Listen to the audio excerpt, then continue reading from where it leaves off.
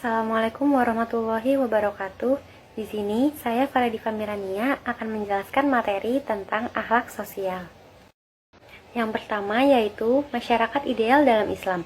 Masyarakat ideal adalah terminologi yang digunakan Al-Quran untuk menegaskan kepada suatu komunitas yang tumbuh dan berkembang pelaksanaan amar ma'ruf seiring dengan penegakan nahi mungkar, sekaligus mengindikasikan bahwa ada masyarakat non-ideal dengan ciri-ciri seperti tiadanya amar ma'ruf, juga adanya pengenduran penegakan nahi mungkar. Al-Quran tidak menyebutkan secara jelas tentang kriteria dan gambaran di negeri yang baik. Namun, dengan demikian, dari penelusuran ayat-ayat yang berbicara tentang sejarah kerajaan Saba, ada beberapa hal penting, yaitu masyarakat ideal yang terdapat musyawarah dan anti kekerasan di dalamnya. Selanjutnya, ada beberapa prinsip universal dalam mewujudkan masyarakat yang adil dan makmur.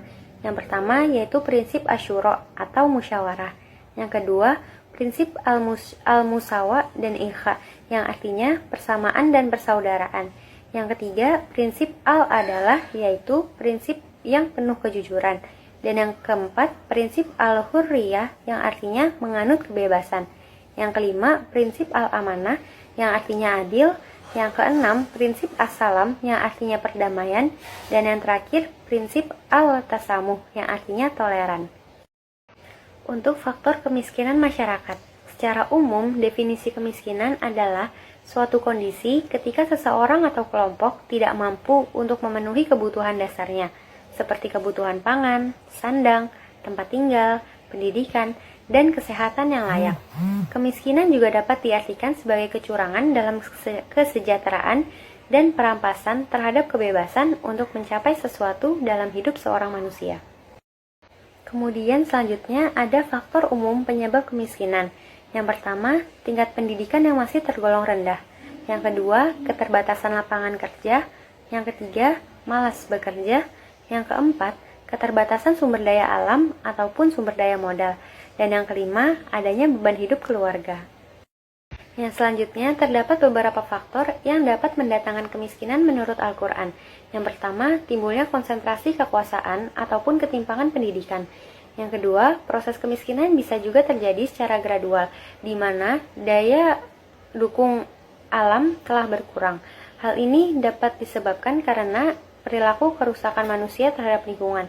Yang kedua, eksploitasi sebagian manusia terhadap manusia lain, seperti adanya perbuatan zolim.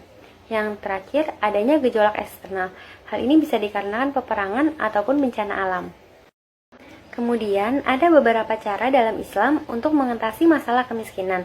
Yang pertama yaitu secara individual. Allah Subhanahu wa Ta'ala memerintahkan setiap muslim yang mampu bekerja untuk mencari nafkah untuk dirinya sendiri dan keluarganya yang menjadi tanggungannya. Yang kedua yaitu secara jamaah atau kolektif.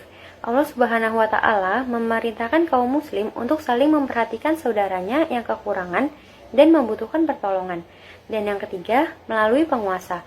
Allah Subhanahu wa Ta'ala memerintahkan penguasa untuk bertanggung jawab atas seluruh unsur rakyatnya, termaksud menjamin kebutuhan pokok hidupnya. Cara Islam mengatasi pengangguran.